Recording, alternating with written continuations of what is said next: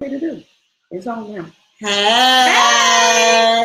everybody. Hey. It's Friday. It's Friday. Y'all ready? I'm ready. Y'all had a good week? Yes, I hope you did. We hope you had a fantastic, fabulous week. Yes. Because it is Fly Friday and we getting ready to get this party started. It's Friday. You know the deal. It's Friday. So let's talk for real. It's Friday. So let's talk. Let's talk for real. Let's talk with Shay and Trill. Let's talk. Let's talk for real. Let's talk. Let's talk for real. For real. Yes. We're going to talk for real today. It is Friday. Friday. Glad you are with us. Yes. We are back in the studio. Yes. Ready to get it We on. had a little hiccup last week. We did the we broadcast. did. We saved the broadcast. We posted it, and then We somehow did. it disappeared. It did. But that's okay. We back today, baby. That's right. That's right. That's right. That's right. And so we're going to talk about what you gonna What do you gonna do when God tells you to wait. What you gonna do, What Trill? you gonna do When God tells you to wait. Hold on. Let me get a definition for you right quick. Just one. Okay. Just one right quick. Let me stop this music right quick. Let me give y'all just one quick definition. Okay. All right. What you gonna do? What you gonna do when the Lord tells you to wait? Not now. Wait has several definitions. One says the sense is to stop or to continue. That's one definition. To stay or rest in expectation. Mm-hmm. To stop or remain stationary. Mm-hmm. The other one says hope for. And this, let me give you this last one. Where is it? Dog Trill. Where did it go? Where did it go? Oh, it says to remain inactive or in a state of repose as until something expected happens. What you gonna do? So, have you ever had the Lord speak a promise in your spirit? Yes. And you know it was the voice of the Lord. Mm-hmm. And you continue to wait. 30 days, it didn't happen. 90 days, a year, 365 days, it didn't happen. And the years kept calculating. Yes. One after the other, after the other. Mm-hmm. In the midst of the manifestation of the promise, in the midst of you waiting, what are some of the things that you had to do? Yeah. Trill, what are some of the things that you had to do? I'm gonna tell you. I was sharing with Shay. I said, "What you gonna do when God tells you to wait? Are you gonna try to help God? Are you gonna question God? Because we do. Because we do. Are you gonna step outside of what God told you to do? Are you not gonna follow instructions? So I know for me, God gave me a promise August 1988. On Elizabeth City State University campus. Talk about it. And he told me that my husband was going to be my husband. Okay. That was in 1988. 1988, and we are in 2018. Okay. 30 years. How many? 30 years. How many? 30 years. 30 and not years. only did he tell me that this man was going to be my husband, but he also showed me us doing ministry. Ministry when? Together. Together. I was 18 years old when I got the promise. But I did not understand that the promise was not destined for that appointed time of 1988 at the age of 18. Come on, talk about it. So what do you do when God tells you to wait? What I did, I try to help God. You did what? I try to help God.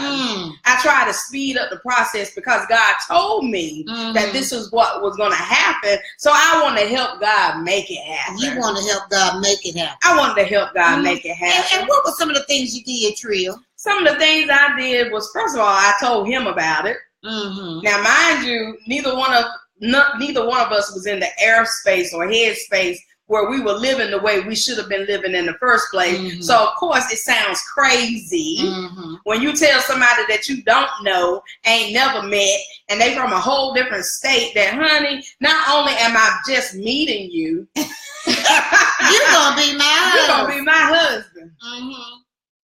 Okay. So you imagine an 18-year-old girl telling you on a college campus your freshman year doing orientation and school hadn't even started yet that, hey, my name is, and God showed me you were going to be my husband. Right. So you can imagine what he was thinking. This girl is crazy. And guess what he did? He did everything that he could do not to let that happen. Because in his mind spaces, I just got here. Right. I don't know you. Right. And now you're going to tell me that this is what's going to happen my college years? So he fought the good fight of faith. That's what we do too when God give us a word. Sometimes when we don't want to receive it, we fight it. And we don't want to receive it because it's not packaged the way that we think it should be packaged, or it doesn't look the way that we think it should look, or it just doesn't appear that it's going to end up being what he spoke that it was going to be. And see, I can only share about my process. So after that, we dated. We moved in together. And guess what else I did? Now that we moved in together and I accepted Christ in my life and I decided I was going to be saved, sanctified, filled with the Holy Ghost, I can't shack no more. This is 1998. 10 years later. Okay. So I said, okay, we can't keep living like this. So you're going to have to marry me or I'm going to have to go my separate ways. So then we'll give God ultimatums. On how we're going to help him with the process. Okay. But God said, no, wait. Let me finish the process in him. Let me finish the process in you. Let me set some other things in order. Wait. No. My flesh don't want to wait, though, God. My flesh wants what it wants, God. Yes, because you told me. My flesh, you told me. And not only that, I know that this is going to happen. So we might as well go ahead on and do what we do. Right. So then we're getting God's way. And now the process gets longer. And the process gets longer because guess what? You skip stages. Skip stages, got in the way. So what you gonna do when God tell you to wait? Are you gonna put your hands in it? Are you gonna try to speed up the process? So are you gonna give him ultimatums? Are you gonna listen to the naysayers? Oh yes. Because a lot of times people think that, not granted, we know that people don't do it with ill will. Some people do, some people don't. For the most part, people don't. People can be looking at your situation, and because they didn't hear God tell them what he told you, surely what God told her can't be right. God off. So it's already been 10 years. God is off. He didn't mean that. Yeah, it's been 10 years already. He did. Well, this is my thing. Waiting. 10 years. The 10 years equate to the 37 chapters that Job had to go through. I'm just saying. Job cried for about 37 chapters. Look it up. I think it's about 37 chapters. He was crying to the point that his wife told him, you want to just curse God and die. Because what we thinking is going to happen, it just, look, this is the 37th chapter. Yes. It hadn't happened yet. And that's the tone you start taking with God. Yeah. When time starts passing, you be like, look now, God, you promised me this and it ain't happened yet. It don't even look like it's going to happen. Don't smell like it's going to happen. Don't sound like it's going to happen. So then you become spiritually frustrated. Yes. Because now you put the time frame when God said, no, wait. Yeah, and then you get into the posture of getting ready to abort your promise because it's not manifesting as quick or as quickly as you would like for it to manifest. Yes. So then when the naysayers come, what they're saying, it kind of sounds pretty good. Like, well, doggone, I just need to go ahead and just throw in the towel and give up. But let me tell you something about God, about his promises. At the very moment when you feel like throwing in the towel, he'll send a prophet. Yes, he will. He will send a prophet. Yes, he will. Who will share what the word of the Lord is, what the word of the Lord, what the Lord is saying at this hour for you. And one thing about a true prophet, the fruit therein will manifest. And when a true prophet tells you not many days after this, A, B, C, and D is going to happen, and you know, because you know that this individual is a true prophet, it begins to happen exactly like the prophet says. But see, this is the thing. We have the tendency to allow different people who don't have that prophetic mantle upon their life begin to speak into our lives or speak into our situation from their emotional standpoint, not from a spiritual standpoint. And so when they start speaking from a natural emotional standpoint or perspective, the very thing that they are saying is not going to happen, God then sends the prophet with the mantle to speak those things into existence.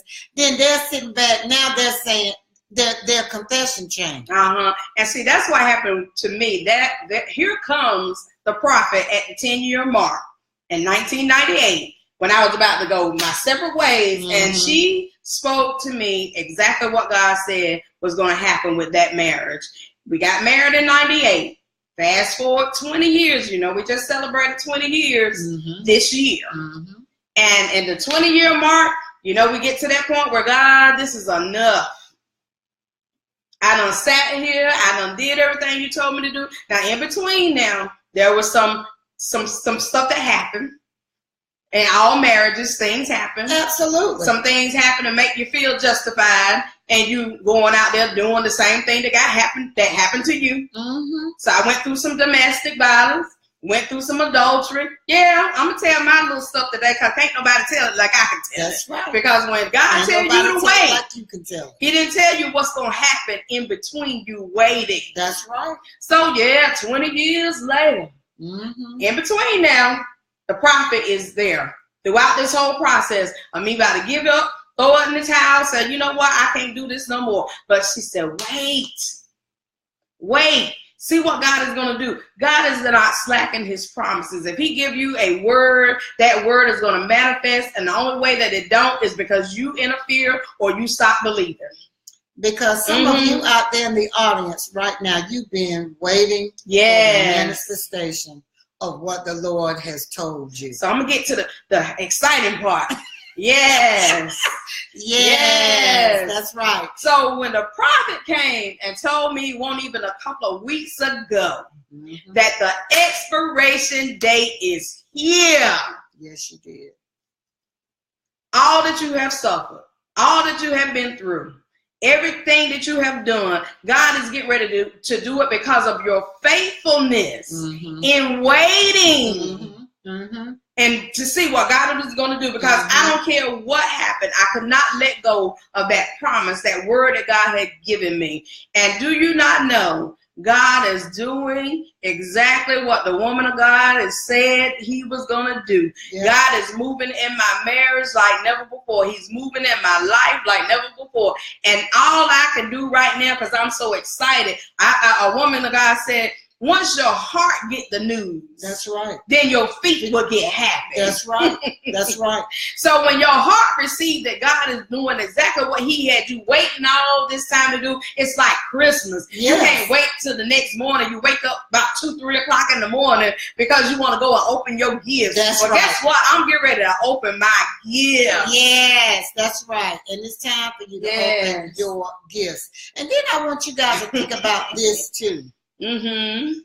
You know, we want to put stipulations on God when he gives us a word, when he gives us a promise. And we have to wait. Well, how do you think he felt when he waited on you? Ooh. When he waited on you to give your life to him. Yes. At 13, at 14, at 16, at 20, 21, 25, he waiting. This is the year she's going to do it. And he had to wait. Some people don't accept Christ into their life until they're 50, until they're 65. But he waits patiently. Yes. He waits patiently.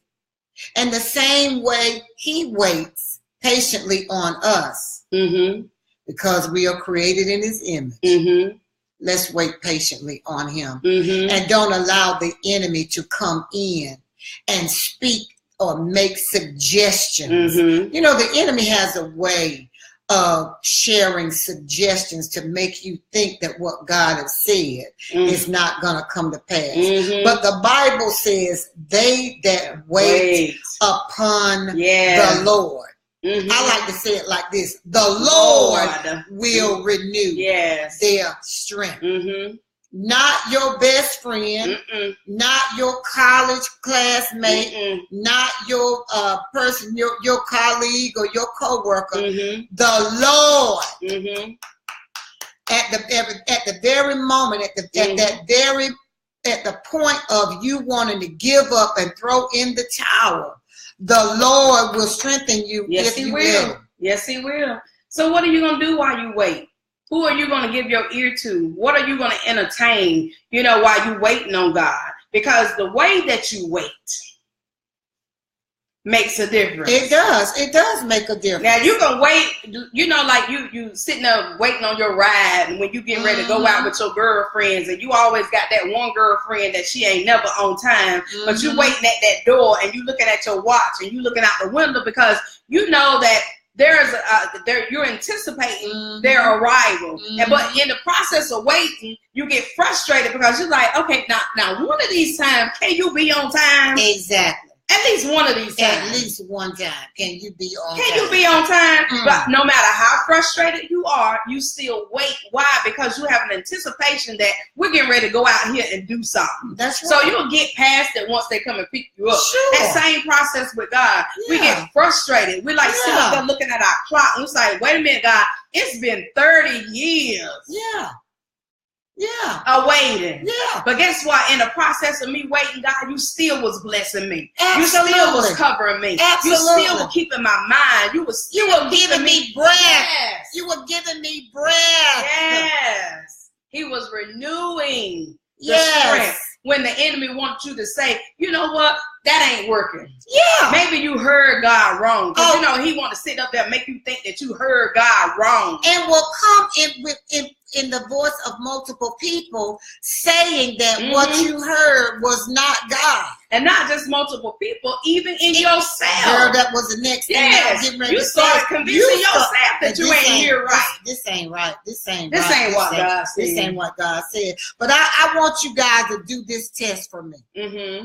For those of you who have children, I did this with our staff maybe last week. I think I did it.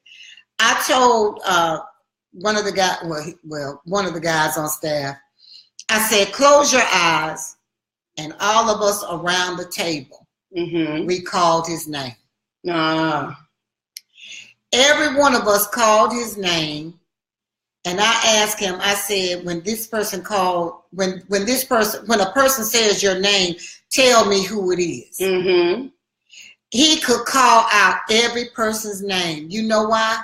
Because he knows their voice. He knows the voice. Because he spent time with them enough to recognize the voice. He recognized the octave. Mm-hmm. He recognized the tone. Mm-hmm. He recognized the way that we said his name, and that's the same way it is with God. And the same way it is with us with God. Mm-hmm. God has a distinctive sound that when you spend time with him, you're going to know his voice outside of any other voice that speak to you. Yes, ma'am. There, you can be in a crowd of 100 mothers, and your child is the only child in that crowd. When his mama call his name, that's right, he gonna know that it's his mama. You know why? Because he has spent time with his mom. And even to piggyback on that, when you got a room full of children and you hear a certain scream, you know out of all those kids, which one is yours. Exactly. God does the same thing. Exactly. When you frustrated, when you going through and he knows that you're about to give up, God hears that distinct cry in you that God, I need you to give me something to help me to wait.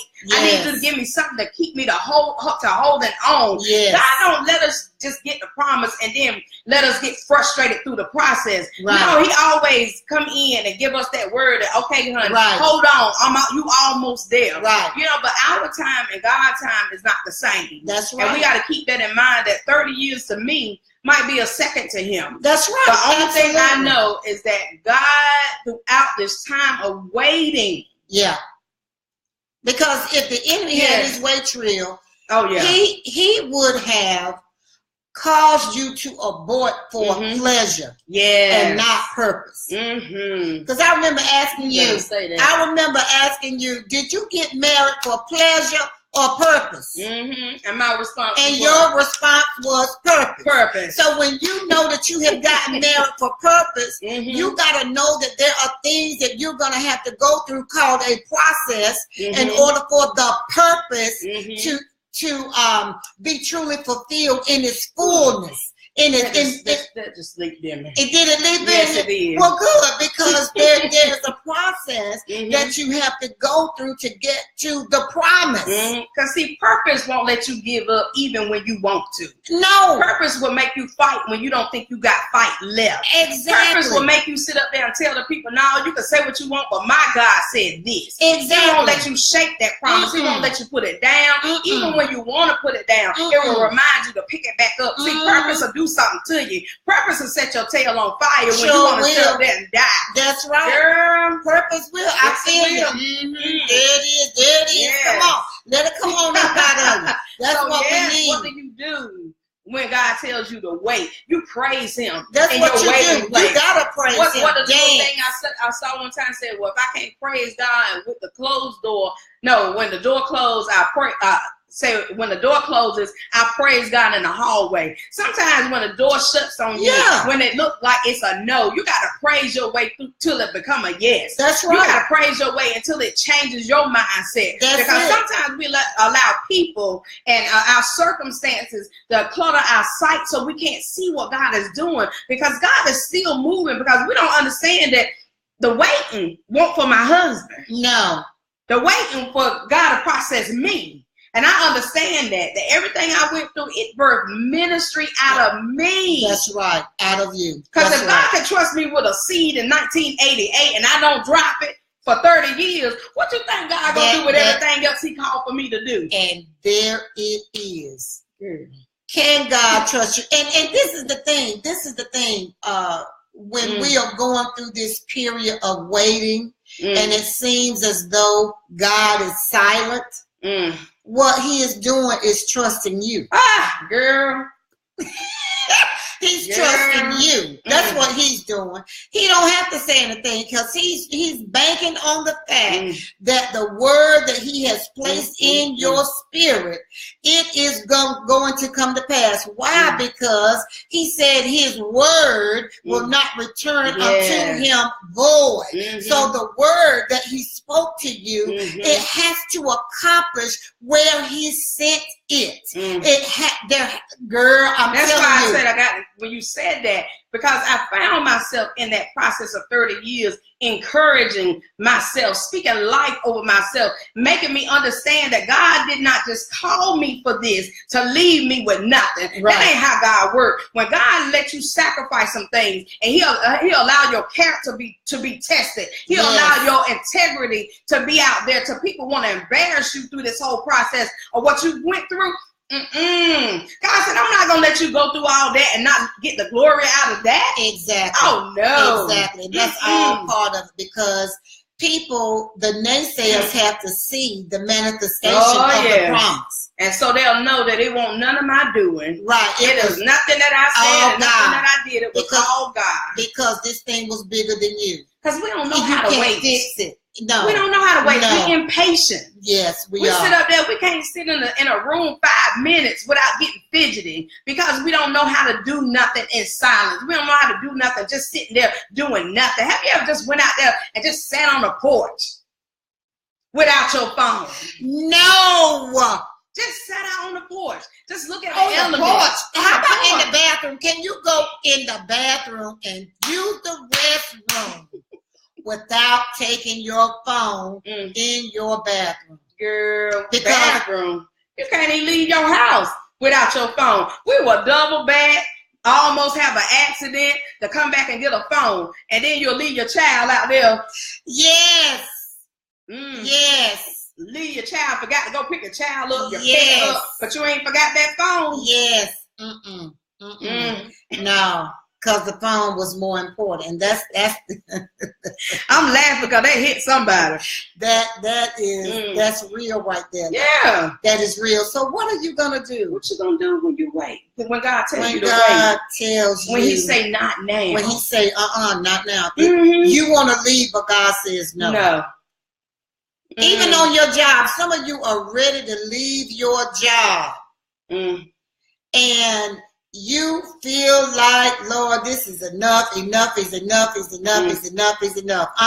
You better stay right there. And then while you waiting on, even on the job situation, then you start acting like you got an attitude. You're not doing your duties. You're not doing your responsibilities, because now you're so ready to wait, and now you're not even want to do your best while you there, and then you wonder why you still in timeout and you ain't moving nowhere. You can't get no promotion. You can't go nowhere when you ungrateful where you are. My motto is, do thy duty that is best, and leave unto the Lord the rest. Because when you do your duty, everything that you do it unto the glory of God. That sounds like them old mothers. That's it like is, them old mothers would say. Yes, do it into the glory of God. You have to. And I know y'all are probably saying this thing is easier said than done, but I'm going to tell you something. I have had to wait on many things in my life, and still waiting on some things right now. But I promise you, everything that I love, God gonna get every drip drop of the oil of the anointing that's in my life out of me. Do you hear me? I'm telling you, I have seen God do some amazingly things that have just, to the natural eye, have just seemed to be impossible. I was sharing with Shay, and I know I'm putting my little business out there today, but it's all good. I said, when you know that when you say that I can't wait no more, I'm going to do this, I'm going to do that,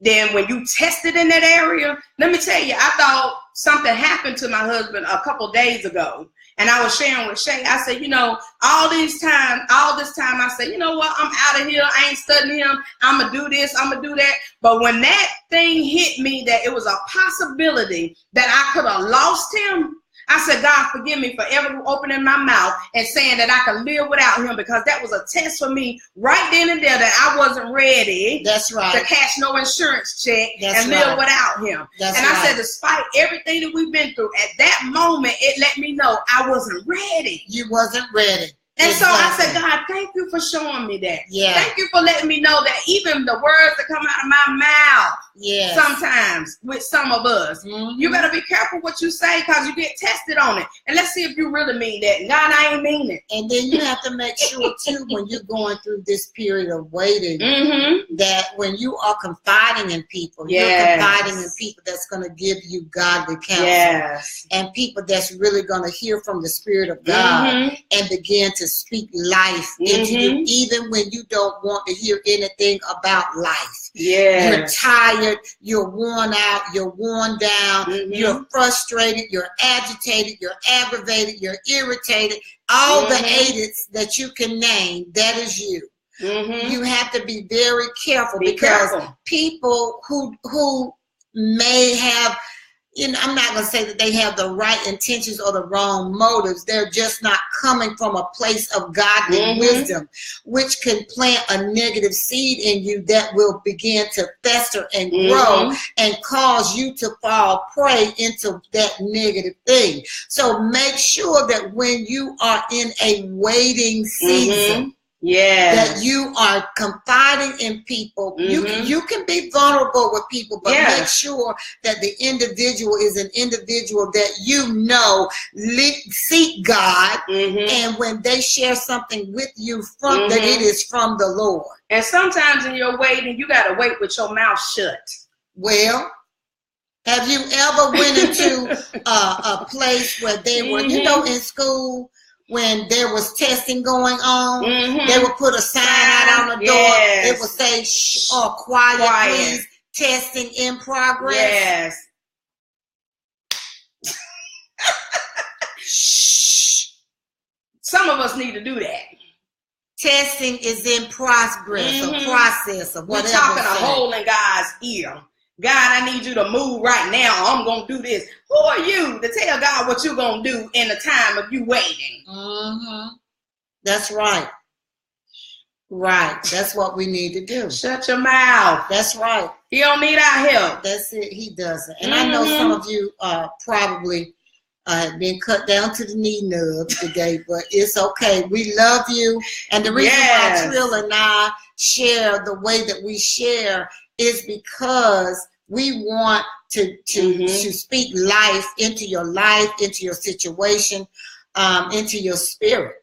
We want to tell you the truth, but we want to also give you godly wisdom at the same time and love you at the same time as we're giving you this. Waiting gives you there's a reward. It is a reward. Waiting. It is. It's a great reward. There's lessons. Great you waiting. Yes. Many messages, many lessons. Promotion. You will be able, and waiting. Elevation. Yes. Love. Yes. I mean, that unconditional love. When you're waiting. Hi, Deanne. Hey, Deanne. So, I'm excited about this. So, yes, what are you going to do? When God tells you to wait. What are you going to do? Trust the plan. Trust the plan. Trust the plan of God better than the plot of the enemy. The purpose of God always supersedes the plot of the enemy. Absolutely. Trust the process. If you will stick to the process and be willing to do the work, great is going to be your reward. And Mr. Cole said, pruning always happens just before glorious growth comes forth. That's right. Yes. Absolutely. Because we always got to have some pruning. Yes. So this place. It's like Campbell's soup. This one. Yes. So we're at the end of the broadcast. We're a couple of minutes over. We do apologize for that. We'd like to give you 30 minutes. You know, just something that. Right time. Oh, we're going about that time. Okay. See it on top of the screen. I see it. So we're going to close the broadcast. We love you guys. Make sure you have time with your family this weekend. Love them. Those of you who have not talked to some family members in a while, please pick up the phone. Send them a text message. Go one better. Send them an edible arrangement. I'm telling you, it does a heart good when you get an unexpected gift from a loved one. You know, somebody who says that they love you. That's a bad feeling for you to think that you lost one of your loved ones. And it's something beyond your control. But if you got the opportunity, like she said, and the breath in your body to still do that, do that. Because we don't know. We don't. And we are having our annual annual. Well, it will be the inaugural, I guess I should say. Yes. We will have been on the air for a year, June 23rd. And so on that Friday, I think this Friday, Friday of this year is June 23rd, I think. Is that the 22nd? Is it? Okay. Because the 23rd was that Saturday. Okay, well, that Friday, we're going to be broadcasting live at a location here in Raleigh. We want you guys to show up. We want you to get your T-shirts so you can represent. We got the T-shirts being created for the men as we speak. So we want to make sure that you guys are with us because we want to show you our appreciation. And just a couple other things. Make sure you follow us on the Let's Talk For Real page. Follow us on YouTube. Right. So if you don't get the broadcast or if you want to send it to your friends, you can do that. Also, July the 19th. Is it the 19th? Hugs with Love? July the 19th is a Hugs with Love project. Last year we did it with the homeless, and it was awesome. Phenomenal. We loved it. We loved on them. We gave out gift packages. This year we're going to be doing it at one of the local rest homes here in Raleigh. So I'll be uploading some information on that because I've confirmed that date. So we're looking at between 10 and 12 on July 19th. That's a Saturday. Yeah. I'll be putting up a posting on some of the items that the elderly would like to have. Yes. So because they got swag. Yes. Okay. They said swag. They don't want no denture cream. Right. Right. So we want to make sure that we go and love on them and leave something for them and the staff. And I'm excited about that because this will be our second time doing this. So Love with Hugs project is up and coming. Yes. So I think that's the last announcement. Yeah, so stay tuned. So Rhonda, you can inbox us about the shirt. Yes. Yes. All right. Y'all sing along with us. It's Friday. You know the deal. It's Friday. So let's talk for real. It's Friday. So let's talk. Let's talk for real. Let's talk with Shay and Trill. Let's talk. Let's talk for real. Let's talk. Let's talk for real. Booyah! Hey! Love you guys. Love you guys. Have a blessed weekend. Love your family. Yeah.